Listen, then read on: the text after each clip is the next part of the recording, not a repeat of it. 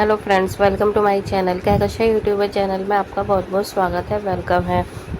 तो फ्रेंड्स, हम आपको बता दें, इंडियन आइडल सीज़न 12 के विनर पवनदीप राजन ने एक सवाल पूछा है अपने टीम मेंबर से, अपनी फैमिली वालों से। उन्होंने पूछा है कि आखिर मेरे इतने सारे फ्रेंड थे, वो कहाँ हैं? क्या उन्हें मेरी याद नहीं आई? क्या उन्हें पता नहीं है कि मेरा एक्सीडेंट हुआ है? क्या उन्हें नहीं पता कि मैं दोनों पैरों से लाचार हो गया हूँ? तो दोस्तों, यहाँ पर पवनदीप राजन को अब बहुत ज़्यादा गुस्सा आने लगा है और वो काफ़ी ज़्यादा चिड़चिड़े से होने लगे हैं, क्योंकि उन्हें काफ़ी दिन हो गए हैं हॉस्पिटल से डिस्चार्ज हुए हुए और अभी भी वो चल फिर नहीं पा रहे। क्योंकि एक सब्र का जो बांध होता है वो एक ना एक दिन, एक ना एक टाइम टूट ही जाता है। हालांकि पवनदीप राजन ने बहुत ज़्यादा हिम्मत दिखाई थी और बहुत ज़्यादा उन्होंने कहते ना कि एक मोटिवेट हुए थे वो अपने आप में ही, और उन्होंने बहुत ज़्यादा उनकी जो शक्ति थी उसे स्ट्रॉन्ग करके रखा था कि वो टूटे नहीं। लेकिन अब काफ़ी ज़्यादा टाइम हो गया है जिससे कि उनका भी सब्र का बांध टूट चुका है। तो चलिए दोस्तों, पूरी खबर हम आपको आगे बताएं। आखिर उनकी फैमिली वालों ने, उनके अपनों ने इस बात का क्या जवाब दिया है और आखिर पवनदीप राजन ये सवाल करने पर क्यों उतारू हो गए, क्यों मजबूर हो गए। तो पूरी खबर जानने से पहले आपने अभी तक हमारे चैनल को सब्सक्राइब नहीं करा है, सब्सक्राइब कर लें और बेल आइकन भी ज़रूर दबा दीजिएगा ताकि अगली नोटिफिकेशन आपको सबसे पहले मिले। तो दोस्तों, जैसा कि हम सभी को पता है कि पवनदीप राजन एक सॉफ्ट दिल, सॉफ्ट इंसान है, बहुत ही अच्छे इंसान हैं और अपनी जो इनकी आवाज़ है, जो गायकी है, उससे वो सभी को दीवाना बना देते हैं। इनफैक्ट हम तो ये कहेंगे कि पवनदीप राजन ने अपनी आवाज़ से बच्चे हों या बड़े हों, सभी को अपना दीवाना बना रखा है। हर कोई उनका गाना सुनने के लिए इच्छुक रहता है। लेकिन दोस्तों, यहाँ पर क्या हुआ कि जब पवनदीप राजन का एक्सीडेंट हुआ तो जैसे ही खबर ये सोशल मीडिया पे फैल गई, ऑफिशियली अकाउंट पर जब पता चला, सबको डाल के न्यूज़ में आ गया। क्योंकि पवनदीप राजन एक वो हस्ती हैं जिन्हें हर कोई जानता है, क्योंकि जो जनता है उसने ही जिताया था पवनदीप राजन को अपने वोट से इंडियन आइडल 12 में। तो जनता आखिर क्यों नहीं प्यार करेगी पवनदीप को। और ऐसा भी नहीं था कि इंडियन आइडल 12 का जो डिसीज़न था वो पार्शियल रहा हो या पहले से स्क्रिप्टेड था। ये पूरा का पूरा वही था जो कि जनता ने चुना था। और उसके बाद से तो दोस्तों आपको भी पता है कि जो 15 आया, 13 आया, ये सारे जो थे वो एक तरीके से स्क्रिप्टेड ही लग रहे थे इंडियन आइडल। लेकिन जब तक पवनदीप राजन थे उन्हें जनता ने भर भर के वोट दिए थे और जनता उन्हें बेहद प्यार कर रही थी, और इसीलिए जनता की ही दुआओं से पवनदीप राजन आज बहुत ज़्यादा सही है। और देखो, जनता का वो कभी भी शुक्रिया करने के लिए पीछे नहीं हटते हैं। जब उन्होंने अपनी इंडियन आइडल की ट्रॉफी जीती थी, उन्होंने तब भी थैंक्स बोला था, जनता को शुक्रिया अदा करा था। और आज जब वो हॉस्पिटल में एडमिट थे और हॉस्पिटल में सब लोग दुआएं मांग रहे थे, उनकी पूजाएं कर रहे थे, तो उस टाइम पे भी पवनदीप राजन ने जब डिस्चार्ज हुए तो सबसे पहले उन्होंने थैंक्स बोला अपनी फैंस को। तो दोस्तों, ये एक वो इंसान है जो कि डाउन टू अर्थ रहता है, कि ऊंचाइयों को पाने के बावजूद भी वो ये नहीं भूलता है कि वो कहाँ से आया है और किसने उसे बनाया है इतना बड़ा। लेकिन दोस्तों, पता है क्या, अब एक इंसान जब 25-26 दिन, 27 दिन, पूरा महीना ही ऑलमोस्ट अगर हॉस्पिटल में रहे, और वो भी ऐसा नहीं है कि अपनी खुशी से रह रहा हो, तकलीफ़ में रहे और उसके हाथ पैर काम ना कर रहे हो, तो ऐसे में हर इंसान, अच्छे से अच्छा इंसान टूट सकता है। और फिर यही बात हुई है अब पवनदीप राजन को भी लेकर, क्योंकि वो हॉस्पिटल से डिस्चार्ज तो हो गए, हालांकि उनकी एक्सरसाइज वगैरह सारी चीज़ें चल रही हैं रेगुलर बेसिस पर।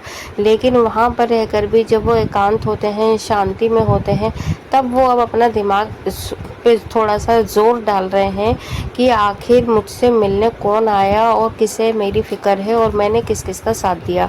तो दोस्तों, ये सारी चीज़ें एक पॉइंट पर आके इंसान सोचने ही लगता है, क्योंकि हमेशा जो अच्छा इंसान होता है वो अच्छा ही नहीं रहता। कुछ टाइम के बाद में जब उसके साथ में कुछ बुरा हो जाता है, तब उस चीज़ों को देखते हुए वो सारे अपने अगला पिछला सारा कुछ हिसाब लेने लगता है, सब कुछ सोचता है।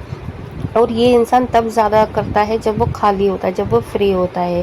क्योंकि फ्री माइंड जब होता है तो इंसान के पास एक डायरी से उसके माइंड में ओपन हो जाती है, जिसमें उसने क्या करा, क्या पाया, सब कुछ वो एक तरीके से हिसाब लगाने लगता है। तो यहाँ पे पवनदीप राजन ने सारी चीज़ें देखने सुनने के बाद में, और जो सिचुएशन उनके साथ घटी है उसमें उनको किसने कितना साथ दिया, वो सब अब सोच रहे हैं और अपनी भावनाओं को व्यक्त भी कर रहे हैं। पहले क्या था कि जो उनकी फैमिली थी सिर्फ उनसे ही सवाल किए जा रहे थे, लेकिन अब पवनदीप राजन से उनके घर पे कोई भी आकर मिल सकता है, कोई भी उनसे कुछ भी किसी भी तरीके का सवाल कर सकता है। तो यहाँ पर आकर अब पवनदीप राजन से बहुत बड़े मतलब जो भी आ रहा है उनके पास में इंटरव्यू लेने या किसी भी तरीके से प्रपोज करने के लिए, उन्हें अगले ऑफर के लिए या कॉन्सर्ट के लिए, तो सबसे बड़ा एक ही सवाल होता है पहले तो कि पवनदीप क्या तुम अरुणिता के साथ में नेक्स्ट कॉन्ट्रैक्ट करोगे या नहीं करोगे। अगर वो हाँ बोल देते हैं तो ये रीज़न हो जाता है कि है ना आपको देखने के लिए आई थी अरुणिता या नहीं, क्योंकि सेकंड क्वेश्चन हर किसी का यही होता है। फर्स्ट क्वेश्चन में तो पवनदीप राजन का हालचाल ही पूछा जाता है और दूसरा क्वेश्चन आकर वो जो कन्वर्सेशन होती है वो वहीं पर ख़त्म हो रही है आजकल, और वो सिर्फ यही होती है कि अरुणिता से मिले, अरुणिता मिलने आई या नहीं आई, या अरुणिता ने कोई मैसेज छोड़ा आपके लिए या नहीं छोड़ा। तो इस तरीके की बातें होकर ख़त्म हो जाती हैं।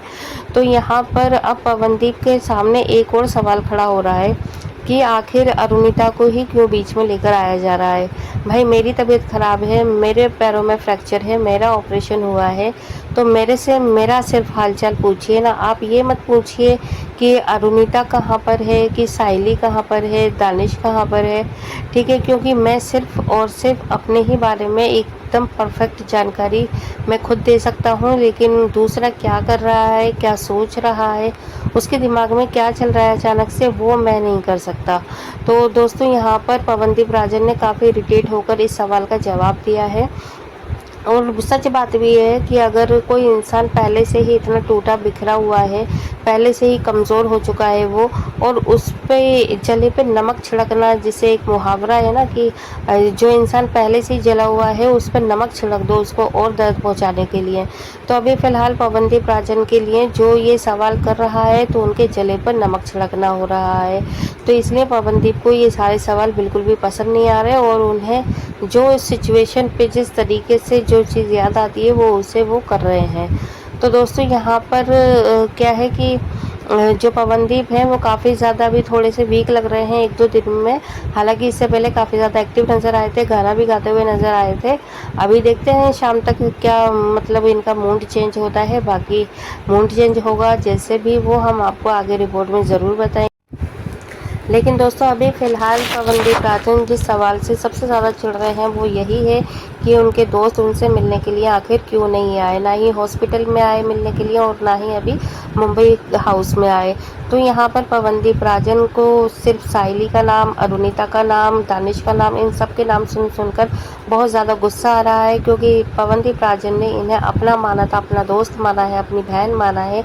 और साइली भी काफ़ी ज़्यादा भाई भाई कहती रहती थी अरुणिता के सामने भी और सभी के सामने, लेकिन अब उसे भाई की याद नहीं आई। क्या अरुणिता के अलावा साइली कामले को नहीं मिलने आना चाहिए था पवनदीप राजन से मिलने।